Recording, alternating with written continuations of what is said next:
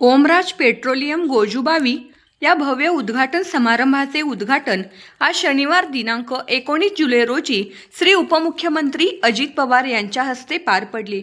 यावेळी बारामती तालुक्यातील गोजुबावी येथील श्री नितीन भास्कर गटकळ पाटील यांच्या ओमराज पेट्रोलियम पंपाच्या उद्घाटन प्रसंगी उपमुख्यमंत्री अजित पवार यांनी यावेळी पंपाची सर्व पाहणी केली।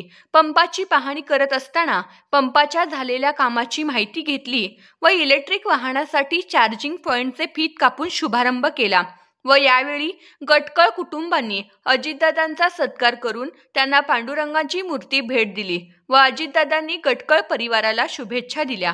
यावेळी पंपाचे मालक श्री नितीन भास्कर गटकळ पाटील यांनी अजितदादा उपस्थित राहिल्याबद्दल आभार मानले।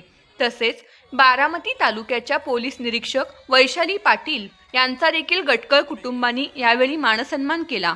यावेळी उपस्थित बारामती बँकेचे चेअरमन सचिन सातव, माजी नगराध्यक्ष सुभाष सोमाणी, किशोर भापकर, पोलीस पाटील संघाचे अध्यक्ष शिंदे, नानासाहेब साळवे तसेच सरपंच, उपसरपंच, सदस्य, तंटामुक्तीचे अध्यक्ष, विविध पदाधिकारी व तेथील ग्रामस्थ उपस्थित होते।